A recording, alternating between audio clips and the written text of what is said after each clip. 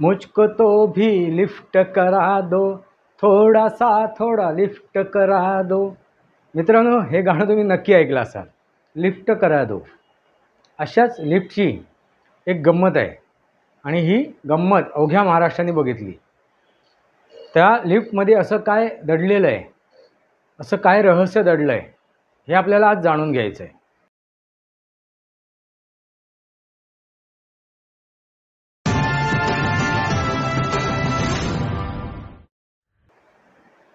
नमस्कार मित्रांनो, वास्तवावर बोलू काहीतरी या शृंखलेमध्ये पुन्हा एकदा आपलं स्वागत. मी आपला मित्र राजेश वासंती साबाजी केळुसकर. मित्रांनो, सध्या महाराष्ट्रामध्ये पावसाळी अधिवेशन चालू आहे. अर्थसंकल्पीय अधिवेशन सुरू होते आणि त्याच दरम्यान पहिल्या दिवशी अशी काय गोष्ट दिसली, असं काय रहस्य दिसलं की त्या रहस्याची चर्चा सुरू झाली. मित्रांनो, असं काय रहस्य आहे? एका लिफ्टचं रहस्य आहे. लिफ्टमध्ये रहस्य आहे. कोण कोणाला लिफ्ट देतो आहे, लिफ्ट कोण कोणाला लिफ्ट देतो आहे, हे आज समजून घेण्याची गरज आहे. मित्रांनो, शेवटी राजकारण आहे. या राजकारणामध्ये कोण कोणाला लिफ्ट देईल आणि कोण कोणाची लिफ्ट घेईल सांगता येत नाही. मित्रांनो, अदनाम स्वामीचे ते गाणं आहे, तुम्ही ऐकलंच असाल. मुझको तो भी लिफ्ट करा दो, थोडासा तो लिफ्ट करा दो. त्यामधीलच ही गोष्ट आहे, त्यामधीलच हे रहस्य आहे. हे आज आपल्याला उलगडायचं आहे.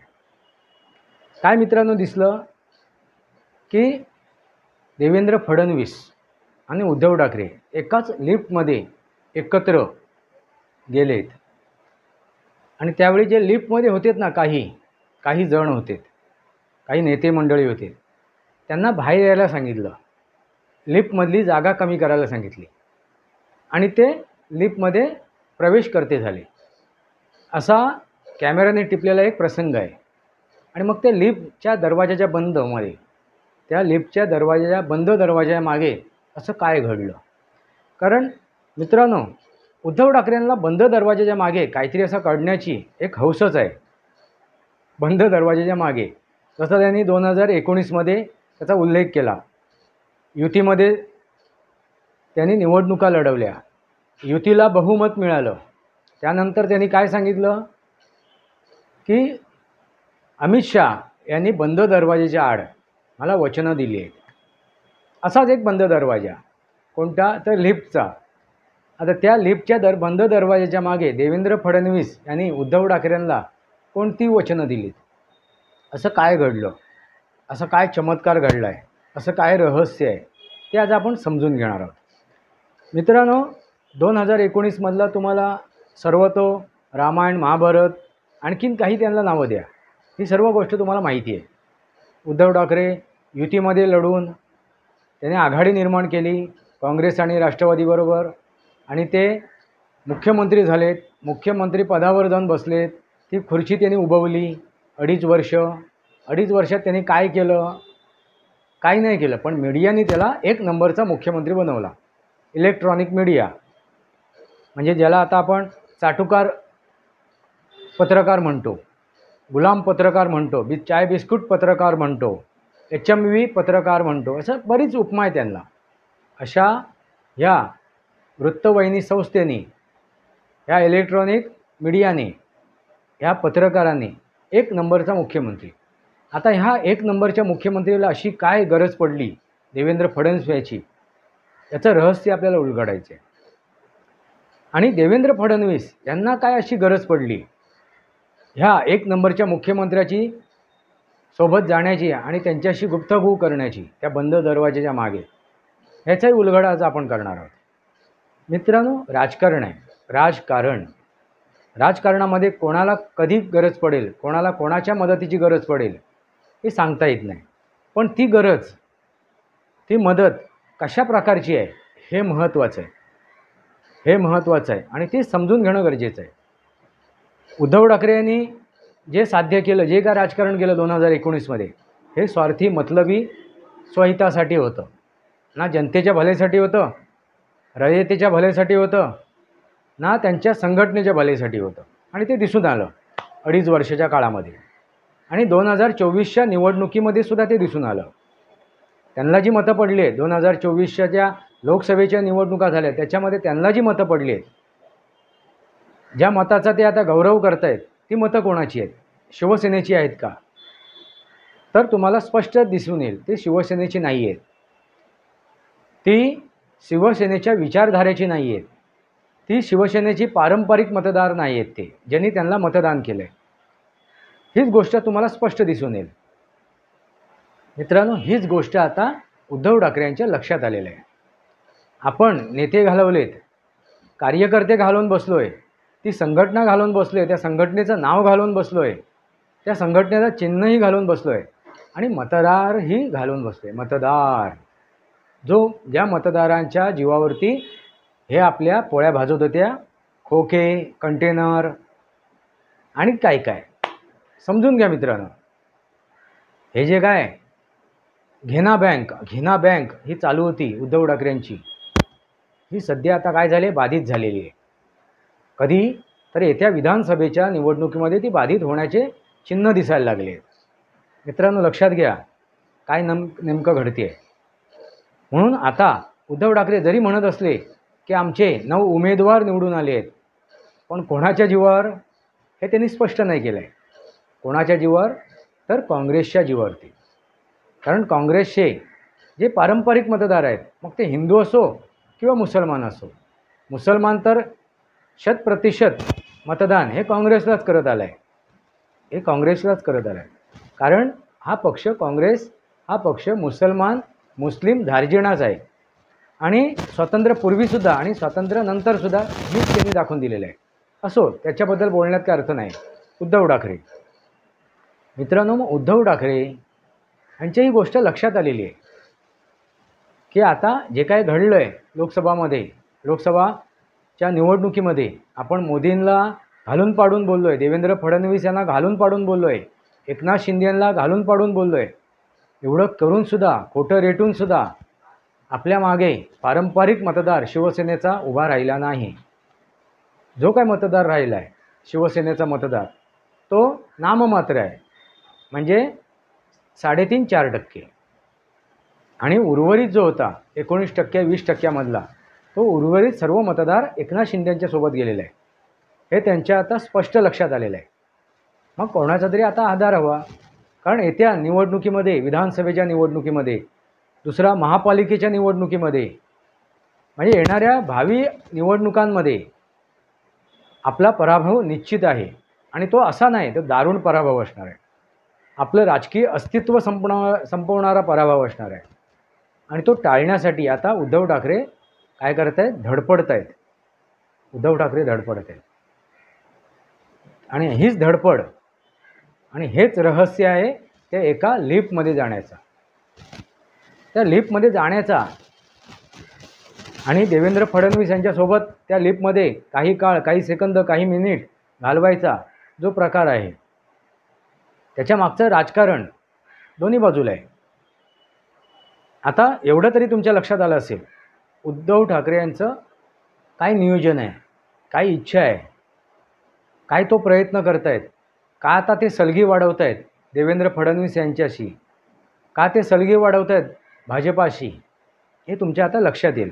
आणि त्यातच आताच त्यांचे जे विश्वप्रवक्ते संजय राऊत त्यांनी एक विधान केलं आहे की विधानसभाच्या निवडणुकीमध्ये एक नेता निवडण्याची गरज आहे. आणि जर नेता निवडला नाहीत तर त्या निवडणुकीमध्ये आपली हार होईल. आणि तो नेता कोण असेल तर उद्धव ठाकरे. याचंही त्यांनी वक्तव्य केलं आहे. याचा अर्थ लक्षात घ्या मित्रांनो, कारण त्यांच्या लक्षात आलेलंच आहे आता की काँग्रेस यांच्याकडे आता जास्त उमेदवार आहे, त्यांची ताकद मजबूत झालेली आहे. आणि राष्ट्रवादी सकट तर त्यांची ताकद आणखीन मजबूत आहे लोकसभेच्या निवडणुकीमध्ये. त्यामुळे आता काँग्रेसला वाकावं लागणार नाही. काँग्रेस ताटमानेने सांगणार, ठोकून सांगणार, मुख्यमंत्रीपद आमच्याकडे हवं किंवा शरद पवार. आणि त्यांची आता ती वक्तव्य ऐकायला तुम्हाला मिळत असतील. मग त्यांची आता जागा बाधित झालेली आहे. कोणाची जागा? तर उद्धव ठाकरे यांची. कारण त्यांना गरज नाही, त्यांना समजलं आहे की हे जे मतदान मिळालं आहे हे आमच्या मेहरबानीमुळे मिळालं आहे. कोणाच्या? तर काँग्रेसच्या आणि राष्ट्रवादीच्या मेहरबानीमुळे. त्यांचेच ते पारंपरिक मतदार आहेत. त्यांनीच ह्या उद्धव ठाकरेंना जिंकून दिलेले ते 9 उमेदवार आहेत. हे उद्धव ठाकरेंच्या सोबत होते, ते जिंकून आलेत. त्याच्या मागचा जो हे आहे जनादेश आहे, तो जनादेश हा काँग्रेसचा आहे, पारंपरिक मतदारांचा आहे. मित्रांनो लक्षात घ्या. आणि जे घाबरून OBC असतील, ST SC असतील, दलित असतील, त्यांनी घाबरून मतदान केलेलं आहे. पण त्यांनाही आता लक्षात आलेलं आहे, जे घाबरले होते, ज्यांची दिशाभूल झालेली आहे, त्यांनाही आता लक्षात आलेलं आहे की आपल्याला भीती दाखवून आपल्याला भाजपच्या विरोधात किंवा शिवसेनेच्या विरोधात मतदान करायला भाग पडलेलं आहे. त्यामुळे विधानसभेच्या निवडणुकीमध्ये आता ही भीती उद्धव ठाकरेंना जास्त प्रमाणात भासते आहे, दिसते आहे. मित्रांनो ही एक महत्त्वाची गोष्ट. आता राहिला देवेंद्र फडणवीस यांचा विचार. देवेंद्र फडणवीस यांची जी रणनीती आहे, ती रणनीती समजायच्या अगोदर भाजपची रणनीती समजणे गरजेचे आहे. ती म्हणजे काश्मीरमध्ये महबूबा मुफ्ती PDP यांच्याबरोबर जी भाजपाने आघाडी केली होती काश्मीरमध्ये, त्यांचा मागचा उद्देश राष्ट्रहिताचा होता, देशहिताचा होता. तो काय? तर 370 कलम, काश्मीरमधलं 370 कलम काय करणं? रद्द करणं. 35A हा कायदा रद्द करणं, हा त्यांचा महत्त्वाचा उद्देश होता. PDPला त्याने काय केलं? फक्त कामाला लावलं. त्यांच्या खांद्यावर बसून त्यांनी हे केलेलं राजकारण आहे, ही रणनीती होती. आणि ती रणनीती कोणाच्या फायद्यावरती होती? कोणाच्या पथ्यावर पडली? तर राष्ट्राच्या, देशाच्या, ना की भारतीय जनता पार्टीच्या, ना की नरेंद्र मोदीच्या. मित्रांनो लक्षात घ्या. म्हणजे भारतीय जनता पार्टीने आजपर्यंत जे राजकारण केलं आहे 2014 पासून, त्या पूर्वीचं सोडून द्या, पण नरेंद्र मोदीजी पंतप्रधान बनल्यापासून जे राजकारण भारतीय जनता पार्टीने केलेलं आहे, त्याच्या मागचा उद्देश राष्ट्रहित, देशहित आहे. ही महत्त्वाची गोष्ट आहे. ही तुम्ही समजून घ्या, जाणून घ्या. जे म्हटलं जायचं की तुम्ही PDP बरोबर कसं काय केलं, सरकार स्थापन केलं, PDP तुम्हाला चालला. अरे पण त्यांचा मागचा उद्देश, काश्मीर हा भारताचा अविभाज्य घटक आहे. तो घटक अगदी मजबूतरित्या त्या आतंकीच्या, त्या सेपरेटिस्ट जे होते, तिथले नेते मंडळी होते, त्यांच्या हातातून, त्यांच्या कब्ज्यातून सुटावा. आणि त्यासाठी 370 आणि 35A हा कायदा रद्द करणं गरजेचं होतं. मित्रांनो लक्षात आलं असेल. म्हणजे राष्ट्रहित, देशहित. आता मित्रांनो उद्धव ठाकरे यांची गरज जर उद्या सकाळी येत्या भविष्यामध्ये जर भारतीय जनता पार्टीला लागली, गरज पडली, तर ती कशासाठी लागेल? तर नरेंद्र मोदीजींनी ह्या प्रचार दौऱ्यांमध्ये, प्रचार सभेंमध्ये किंवा त्यापूर्वी निवडणुकीपूर्वी जे काय त्यांनी सभा घेतल्या, भाषणं केलीत, त्यावेळी त्यांनी एक गोष्ट लक्षात आणून दिलेली आहे की ज्यांनी पैसे खाल्लेले आहेत त्यांचे पैसे आता काढून घेणं, त्यांच्या घशातून याने उनके हलक में हाथ डाल के उसको निकालना जरूरी है. भ्रष्टाचारांना त्यांचा रस्ता, त्यांची जागा दाखवणं गरजेचं आहे. हे त्यांनी बोलून दाखवलेलं आहे. आता ते गप्प राहणार नाहीत. आणि जे काय आता ठोस, मजबूत जे काय कायदे आहेत, नियम आहेत, प्रकल्प आहेत, हे राबवणं गरजेचं आहे. त्यातील महत्त्वाचा गोष्ट काय आहे? तर एक देश एक कानून, एक देश एक निवडणूक, एक नेशन एक इलेक्शन, ही 2026मध्ये होण्यासारखी गोष्ट आहे, कायद्याने, नियमाने. आणि ह्या विषयावरती मी एक व्हिडिओ बनवलेला आहे 2026मध्ये. काय निवडणूक होणार आहे, त्याचे काय परिणाम येणार आहे, का लोकसभेच्या फेरनिवडणुका होणार आहेत, याबद्दल मी एक व्हिडिओ केलेला आहे. मित्रांनो लक्षात घ्या. त्याच्या मागचं राजकारण काय, नीती काय आहे. म्हणजे विधानसभा आणि लोकसभेच्या निवडणुका एका वेळेला होतील 2026मध्ये. त्यासाठी ते जे संसद भवन उभं केलेलं आहे 888 सभासदांचे, तिथे सभासद किती बसू शकतात? 888. आतापर्यंत किती बसत होते? तर 543. आणि ती जागा कमी पडू नये येणाऱ्या 2026 नंतर. तो आता मी त्याचा उल्लेख करत बसणार नाही आहे. त्याचा मी अगदी सविस्तर व्हिडिओ मी बनवलेला आहे. तिथे जाऊन तो व्हिडिओ तुम्ही बघू शकता. त्याची लिंक मी या डिस्क्रिप्शन बॉक्समध्ये टाकीनच. पण महत्त्वाचा विषय काय आहे तर देशहित. आणि ते आता घेणारे जे निर्णय आहेत, ठोस निर्णय आहेत, जे महत्त्वाचे निर्णय आहेत, जसं त्यांनी 370 35 राम मंदिर असे जे विषय होते ते मार्गी लावलेत. तसेच आता वक्फ बोर्डसारखा विषय त्यांना तो मार्गी लावायचा आहे. तसंच जे शंकराचं मंदिर आहे त्या मंदिरासाठी आता त्यांना प्रयत्न करायचा आहे. प्लेसेस ऑफ वर्शिप ॲक्ट हा त्यांना रद्द करायचा आहे. एक देश एक कानून, एक देश एक कायदा असे अनेक कायदे त्यांना अंमलात आणायचे आणि त्यासाठी त्यांना सपोर्टची मदतीची गरज असणार आहे. कारण ते आता 140पर्यंत आहेत, 142पर्यंत आहेत, 141पर्यंत आहेत. सॉरी 242 241पर्यंत आहेत. भाजपाचे संसद त्यांना 272 उमेदवार निवडून आणता आले नाही. आणि ती जी गरज आहे त्यांना मदतीची ती आता आपले नितीश कुमार आणि आंध्राचे मुख्यमंत्री चंद्राबाबू नायडू यांच्याकडून तरी आता तरी वर्तमान काळात ती गोष्ट पूर्णत्वास आलेली आहे. त्यांची मदत लाभलेली आहे. पण कधी काळी जर गरज पडली, जर ह्या लोकांनी दगा दिला त्यांच्यासोबत असलेल्या ज्या घटक दलाने, तर काय करावं? मग त्यासाठी ते काँग्रेस सोडून इतर कुठल्याही पक्षाची मदत घ्यायला ते तयार असतील. जसं PDP बरोबर ती मदत घेऊन 370 कलम रद्द करवलं, तशीच देशहितासाठी, राष्ट्रहितासाठी मग उद्धव ठाकरे त्यांना चालतील, शरद पवारसुद्धा चालतील, ममता बॅनर्जीसुद्धा चालेल. मित्रांनो लक्षात घ्या, कारण हितासाठी अशा लोकांनासुद्धा ते सोबत घेतील हितासाठी. पण उद्धव ठाकरेंनी काय केलं होतं? ना त्यांच्यासाठी तो देश हित होतं, ना राज्याचं हित होतं, ना जनतेचं हित होतं. त्यांना फक्त मुख्यमंत्री बनायचं होतं. हा दोघांमधला फरक आहे. आणि त्यासाठीच देवेंद्र फडणवीस यांनी त्यांना आमंत्रित केलं, चला या लिफ्टमध्ये.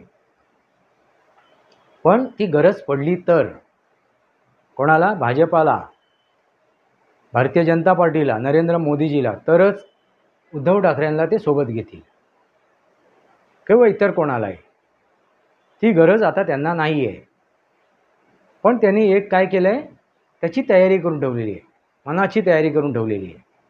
पण उद्धव ठाकरेंना भाजपाची आता आवश्यकताच आहे.